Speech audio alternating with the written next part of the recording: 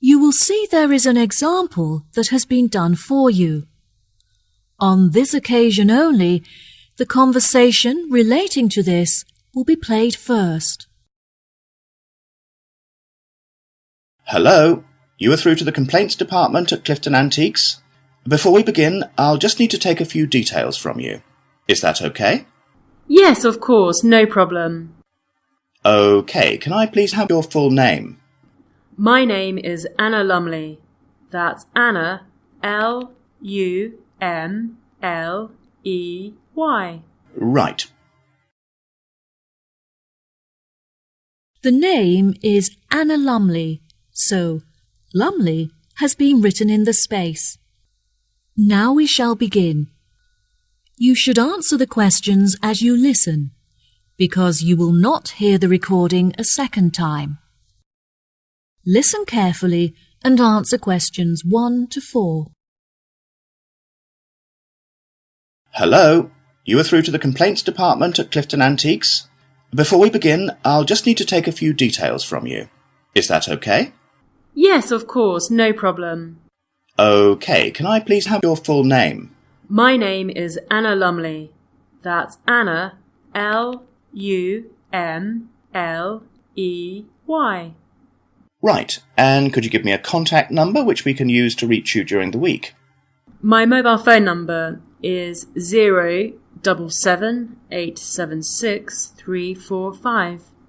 Okay, great. How can I help you today, Anna? I ordered a large number of items from you last week on the 20th of February and was expecting them to be delivered on the 27th. However, only half of the shipment has arrived. I just want to make sure that they haven't been lost in transit. Right, okay. I'm sorry for the inconvenience. Let me track the parcel and see if I can find out when you should expect to receive the rest of your items.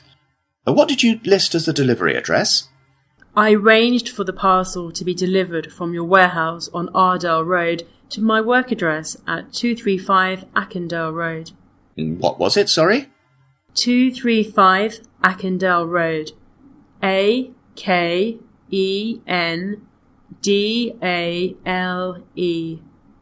East Sea? Yes, East Sea. Right, okay. I've found your parcel here on our system. I can see that you've received your shipment, however, nothing is mentioned about the missing items. I would advise that you wait for 2 days, and if the other items don't arrive then, it may be necessary for you to claim insurance coverage for the value of the items. How much are the missing items worth? They cost me $34,500. Well, the insurance company will cover you for 10% of the value, so you could claim $3,450 from them. Just fill in the form on our website, and when the loss is confirmed, you'll receive the money within 1 week. We will refund the rest of the money to you within a month, so you won't suffer a financial loss. That sounds fine.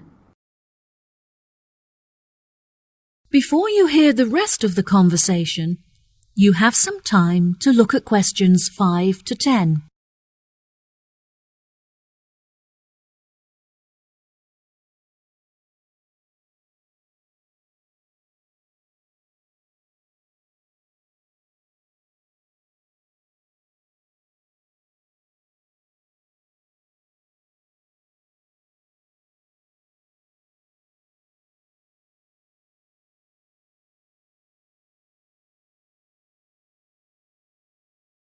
Now listen and answer questions 5 to 10. I'll just need to take a list of the missing items from you so we can check it against our records. Is that okay?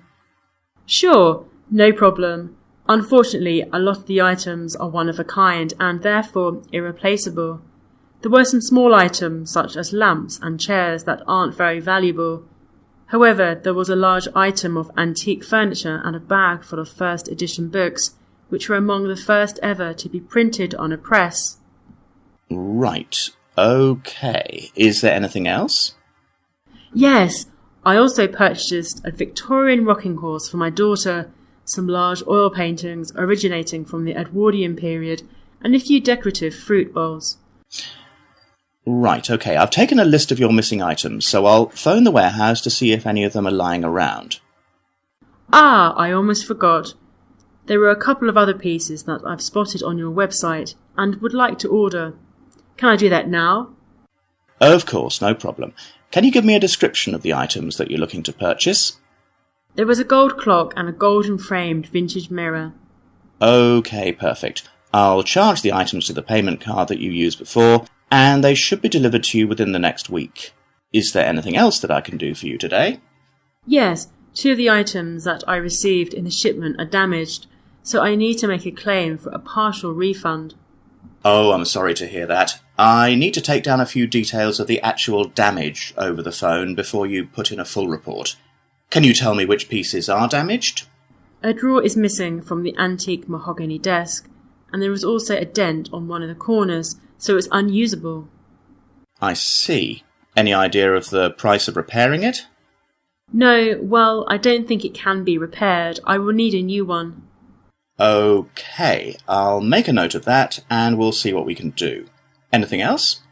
I also purchased a set of dining chairs with navy leather padding. However, the colour is faded and one of the legs has completely split down the middle. OK, are there any other damaged pieces?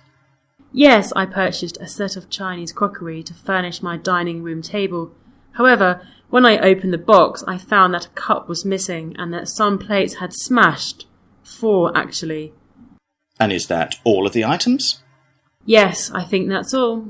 Right, I'll calculate the value of the damaged items and we'll issue you a refund.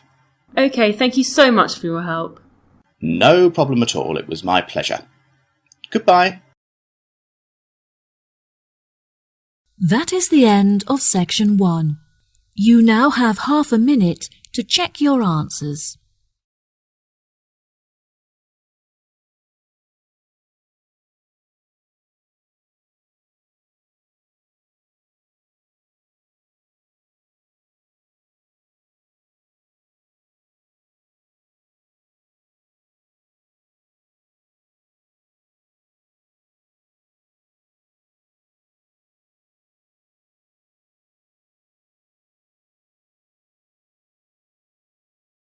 Now turn to section 2.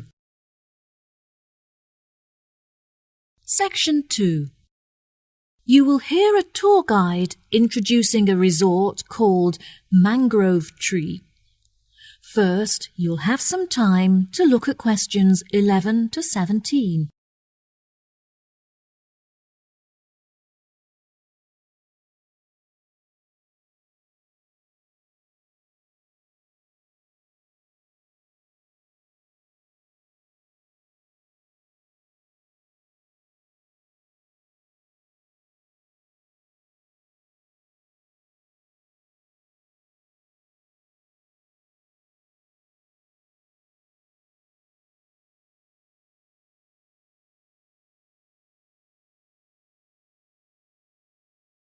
Now listen carefully and answer questions 11 to 17.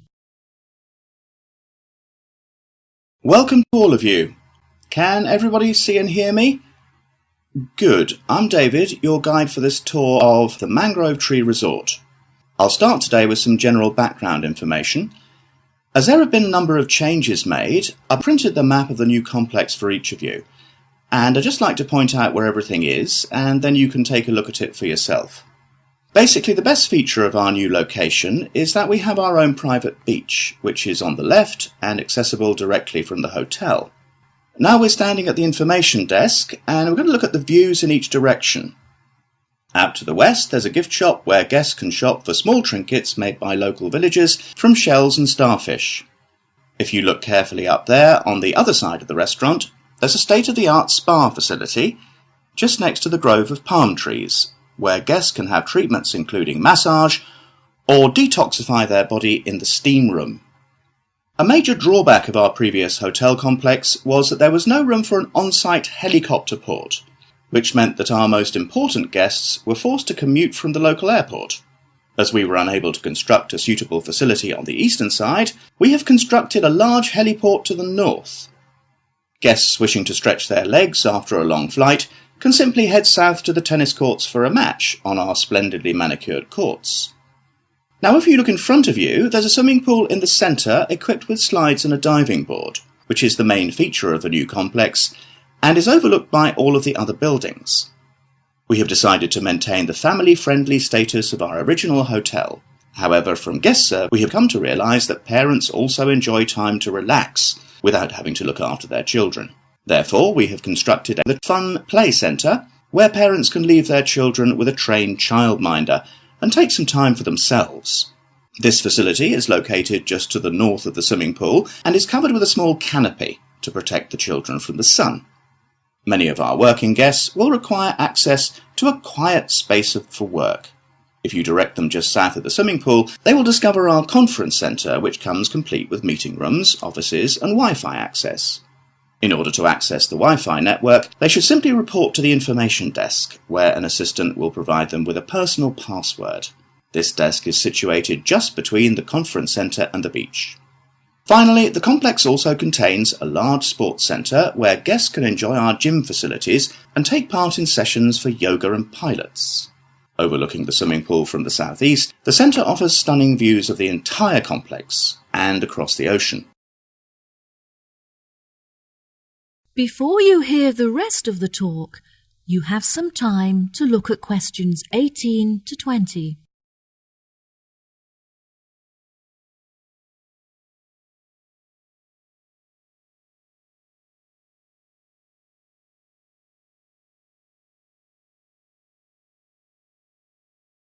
Now listen and answer questions 18 to 20. Next, I would like to discuss our new restaurant, which is run by the award-winning chef Alberto Brava. Every week he will offer a new menu of fresh seafood, such as crab and sea bass, which has been caught that day by local fishermen. The daily menu will include a range of organic meats and vegetables freshly grilled on the barbecue, served with a selection of specially prepared sauces and spices. There is no menu specifically for vegetarians. However, there will be a large range of grilled vegetables for them to choose. The hotel now has a selection of suites to cater to our more discerning guests and provide for special occasions. As these suites are finely decorated with furniture and paintings, they are not suitable for families with children.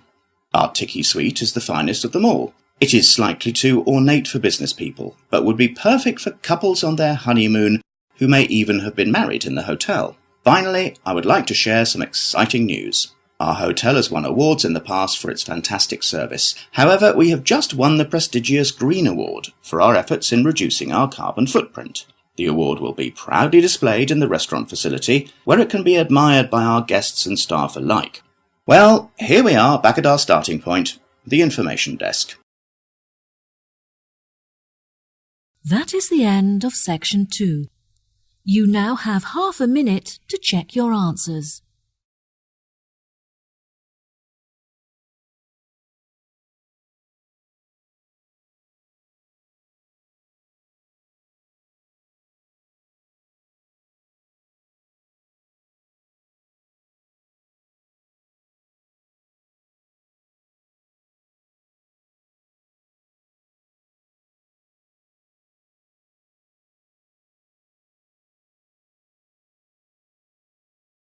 Now turn to section 3.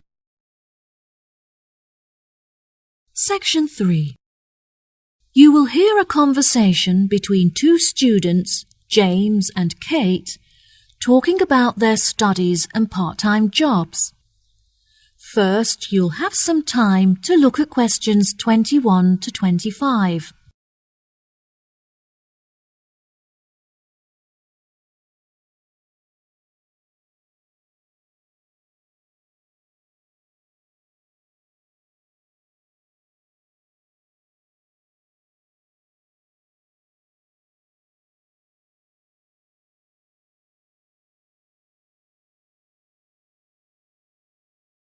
Now listen carefully and answer questions 21 to 25.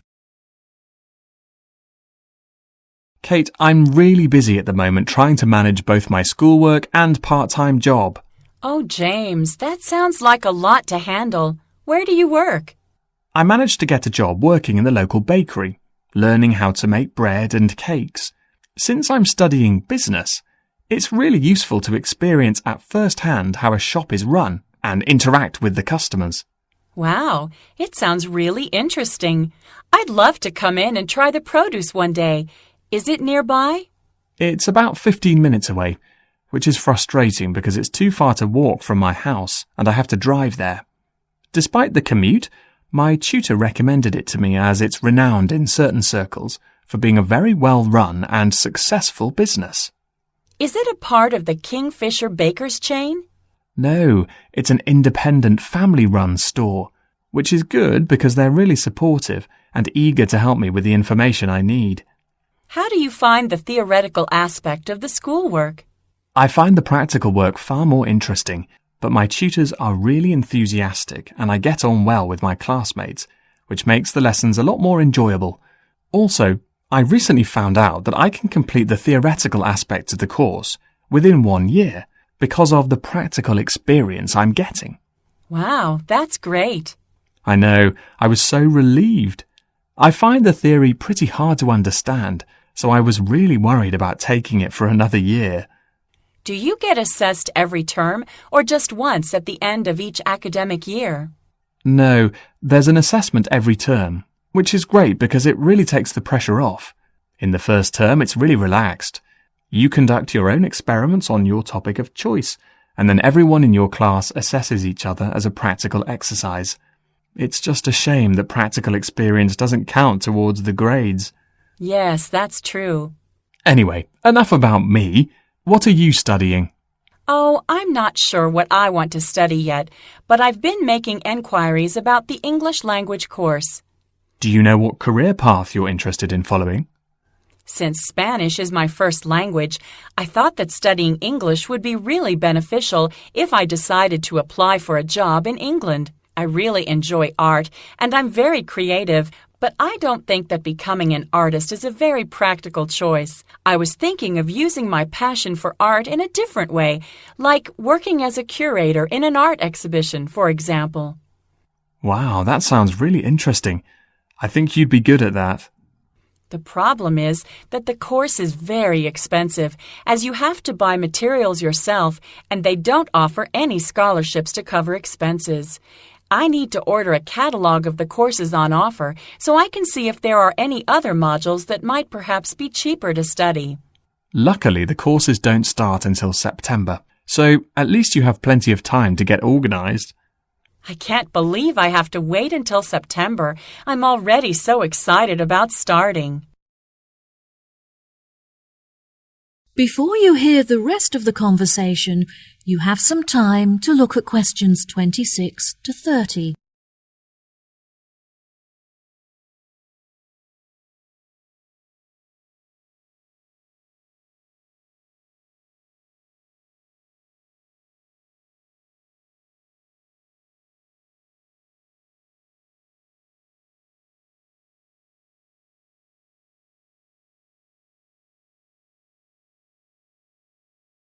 Now listen and answer questions 26 to 30. What other art-focused modules could you choose from? History of art is my first choice, since there isn't so much expense involved. I think it would be really interesting, as they invite a number of guest lecturers from across the globe to speak on specialist subjects. That sounds great. What about sculpture? Well, sculpture looked like a really suitable option at first, since it's the easiest course. But again, the utensils and materials aren't provided, so you have to spend a lot of money on supplies. I'm also considering the option of digital painting. There isn't much reading involved, and the accommodation is located inside the studio, so you would never have to worry about commuting. Commuting is such an inconvenience, so that's definitely a big advantage. What do you think of art theory? That's definitely an option for me. There are no exams, as you get assessed on your coursework and research is conducted independently, so you can work from home, which is really convenient. The only other option is photography, but I'm not so keen on that. Why not? I've just never really been interested in it, and I see it more as a medium for documentation rather than an art form. You're also required to buy one of those really expensive cameras with a digital display and micro-focus capabilities, which I can't afford. Well, let me know what course you decide on. I will. Thanks for talking it over with me. No problem. See you later. That is the end of section 3. You now have half a minute to check your answers.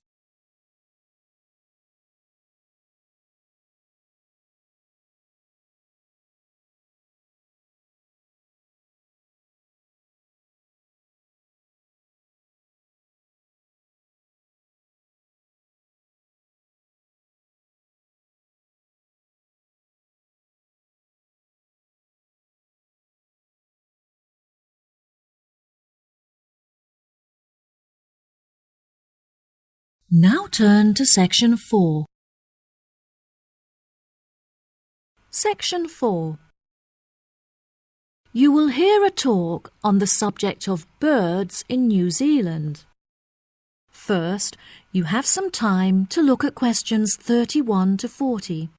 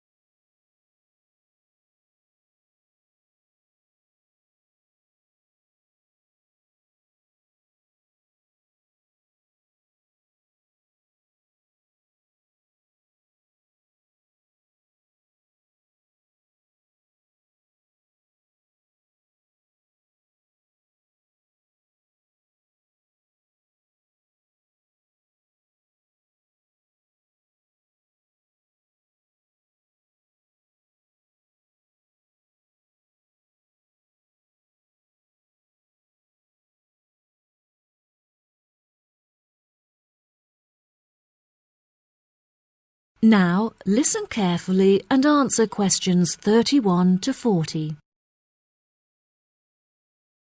Good morning, everyone.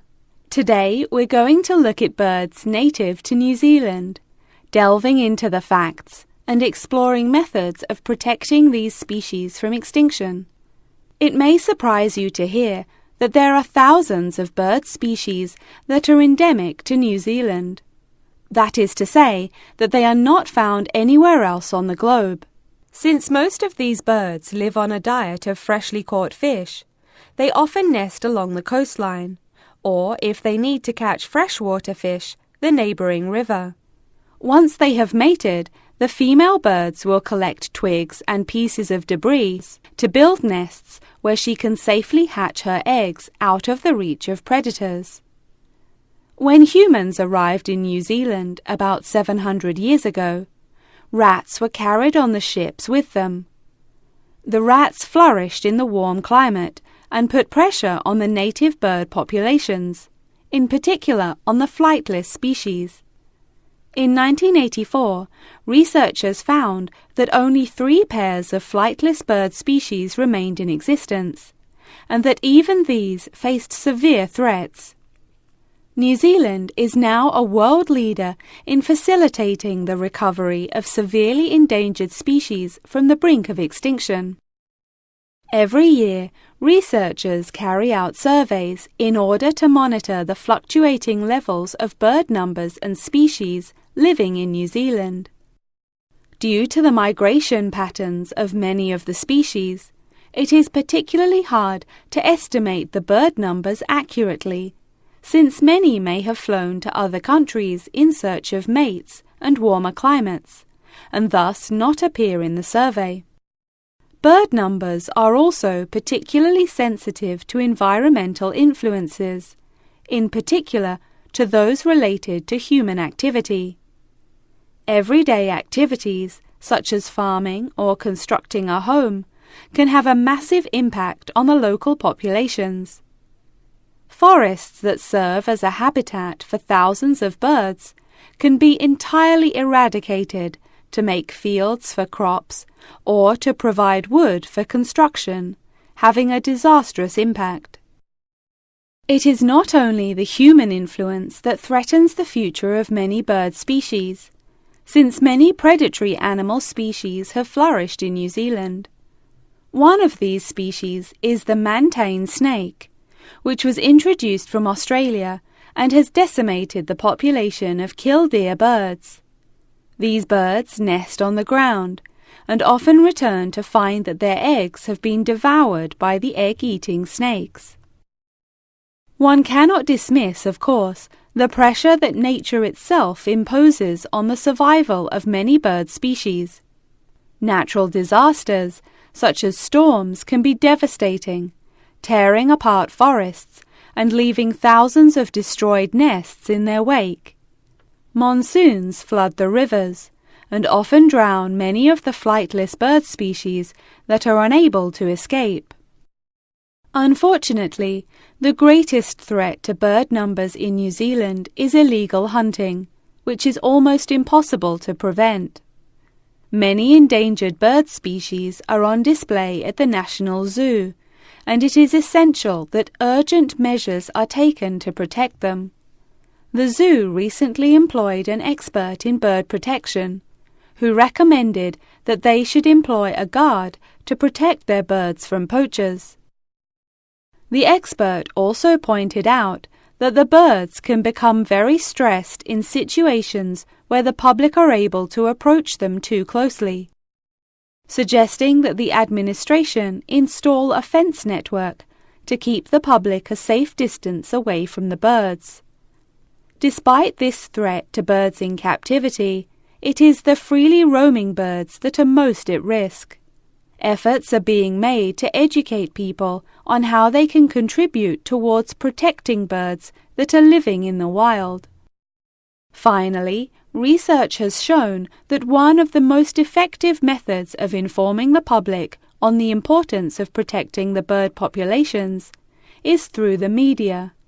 I advise you all to read the articles written on this topic in specialist journals, and also carry out research on the Internet. Each and every one of you could make an enormous contribution to the protection of birds if you put your mind to it. That is the end of section 4. You now have half a minute to check your answers.